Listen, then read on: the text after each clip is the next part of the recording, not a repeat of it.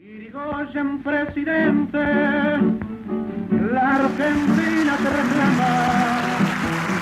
la voz del pueblo te llama y no te puedes negar. En un año marcado por efemérides nacionales y partidarias, que son hitos emblemáticos por su trascendencia, por iniciativa del bloque Suma Más en el espacio ECO, al cual pertenecemos los legisladores del radicalismo, la legislatura de la Ciudad de Buenos Aires, a través de la aprobación y declaración, rindió homenaje a los 200 años de la independencia, a la Revolución del Parque, al nacimiento de la Unión Cívica Radical, a los 100 años de la primera elección libre realizada el 2 de abril de 1916, a la reforma universitaria de 1918 y a militantes y dirigentes que definieron nuestra pertenencia a los ideales de libertad, de república, de ética pública y de compromiso con el pueblo argentino para su bienestar. Así recordamos entonces con admiración y gratitud la profusa tarea en ese sentido de Leandro Alem, de Arturo Illia, Ricardo Balbín, Sergio Karakachov, Florentina Gómez Miranda, Raúl Alfonsín. Y con admiración y gratitud continuamos con los homenajes a don Hipólito Yrigoyen, con motivo de su asunción como presidente del país hace 100 años. El 12 de octubre pasado se colocó una placa en el monumento que se levantó en su memoria, en Plaza Lavalle, y hoy, en la legislatura, volveremos a homenajearlo,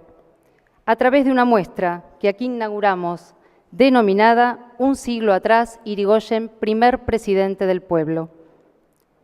que llega a nosotros gracias a la inestimable colaboración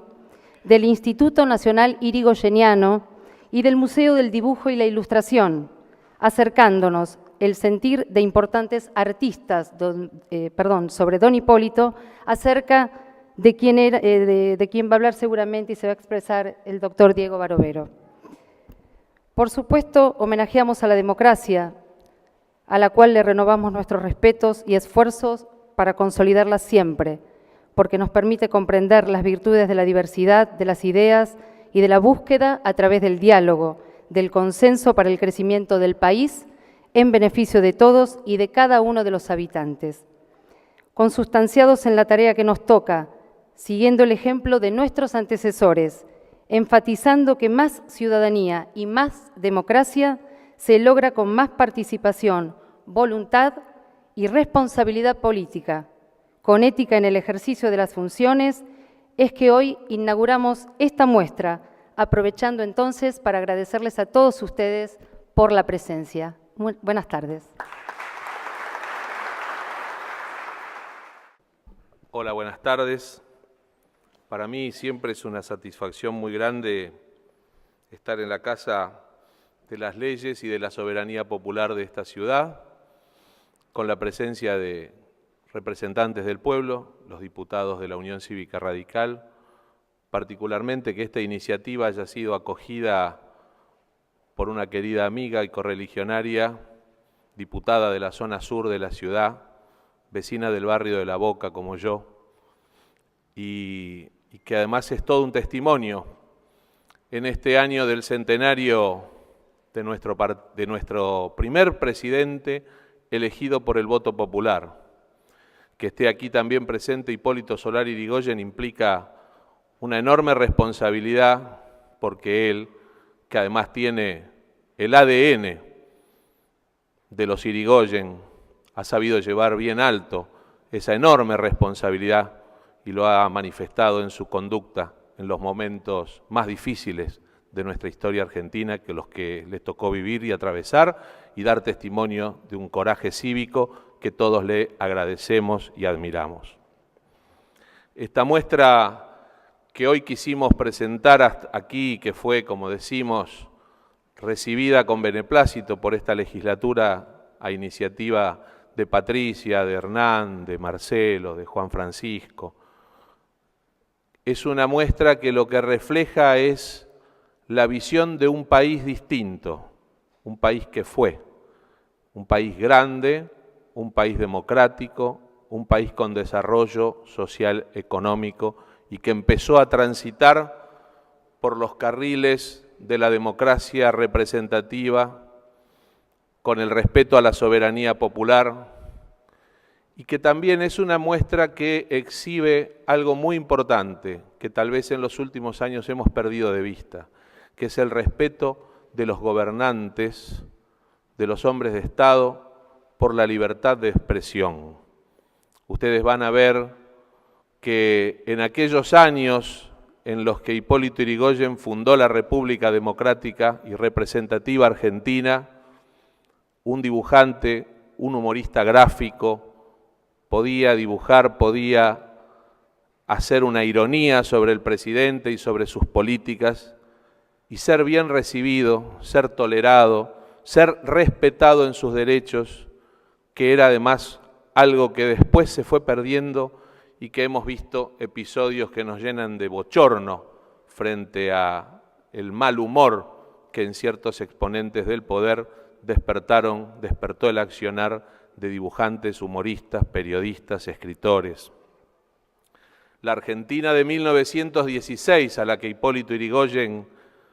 le tocó conducir, ya no era la Argentina decimonónica, no era la Argentina de la fórmula de libertad civil para todos y libertad política para pocos. Era una Argentina que ya tenía conflictos, era una Argentina que se asomaba a un mundo que estaba en guerra, en una conflagración mundial.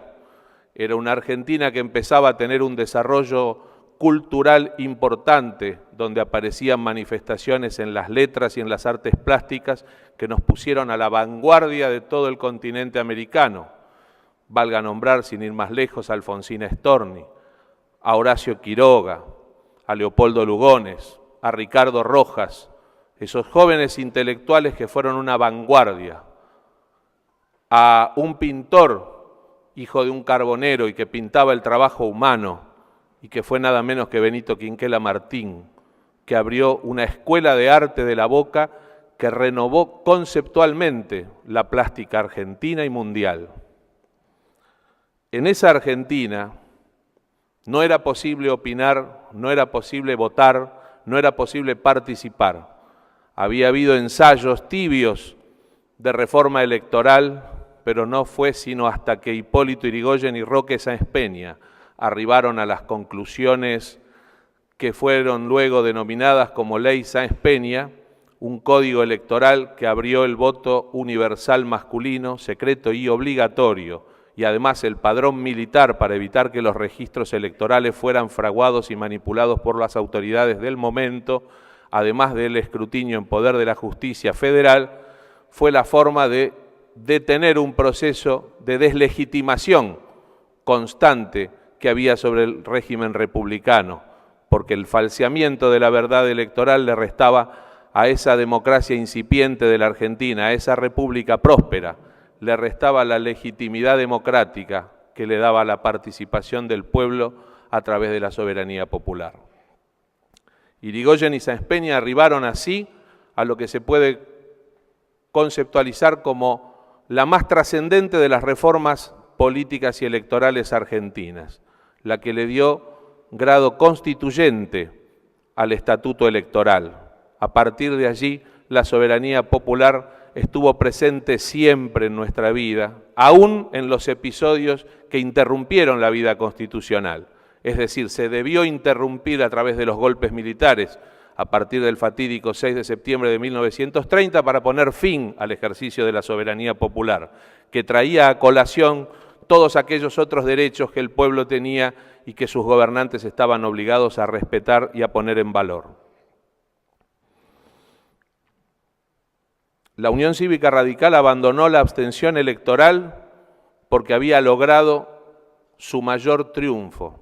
Había logrado hacer realidad el principio de soberanía popular y había constitucionalizado el régimen electoral argentino. Desde ahí desarrolló una acción de gobierno ejemplar. Sería muy extenso hacer un análisis pormenorizado de todo lo que significó ese período desde 1916 hasta el golpe de 1930, en el que dos presidentes radicales en 3 períodos constitucionales llevaron adelante una auténtica revolución democrática. La República tuvo a partir de entonces un presidente digno y honesto que además se basaba fundamentalmente en los derechos del pueblo. Se creó YPF, se dictó la reforma universitaria, se crearon más de 3.000 escuelas universalizando el uso del guardapolvo blanco, se dictaron las primeras leyes de previsión social, la jornada de 8 horas, entre muchísimos otros conceptos de gobierno. Y en el campo internacional se sentaron principios que rigieron luego a partir de entonces en forma universal. El respeto a la neutralidad, la autodeterminación de los pueblos, la no intervención en asuntos de otros países. En todo ello, Hipólito Yrigoyen tuvo una fundamental intervención. Paradójicamente, nuestra historia, después del golpe del 30, lo condenó a un injusto e inmoral ostracismo intelectual. En los años 40, entre los años 30 y los años 40, surge entonces una corriente nacionalista y finalmente el arribo del peronismo termina de borrar de nuestra historia el alcance real de la obra de la Unión Cívica Radical y particularmente de Hipólito Yrigoyen. Este año, por suerte, la República Argentina en sus distintos estamentos, muchos espacios intelectuales, el mundo cultural, han sabido interpretar la importancia, la trascendencia de la obra de Yrigoyen y la Unión Cívica Radical en esta celebración del centenario de nuestra democracia, porque podemos llamarlo así. La llegada de Hipólito Yrigoyen a la presidencia de la Nación fue un poco el acto celebratorio inicial de nuestra democracia. Y en esta muestra, aún con esas salvedades que estábamos manifestando respecto de los juicios críticos de los humoristas, de los dibujantes, todos ellos de primerísimo nivel que trabajaban en las revistas que tenían gran éxito en aquel entonces, Caras y Caretas, Revista Popular, Fray Mocho, PBT, demuestran además que la obra de Yrigoyen fue ciclópea y que merece entonces el reconocimiento de la sociedad. Fundamentalmente porque además se abrió otra etapa en la Argentina, nueva, absolutamente original, y que hoy la estamos renovando con fe en esos mismos principios. Porque además dejó sentado para siempre, como ya dije en alguna oportunidad, un principio de carácter universal, que todavía es un norte a cumplir, pero que sin lugar a dudas, para aquellos que abrazamos una causa humanista, sigue siendo nuestro norte. Los hombres deben ser sagrados para los hombres y los pueblos deben ser sagrados para los pueblos. Muchas gracias.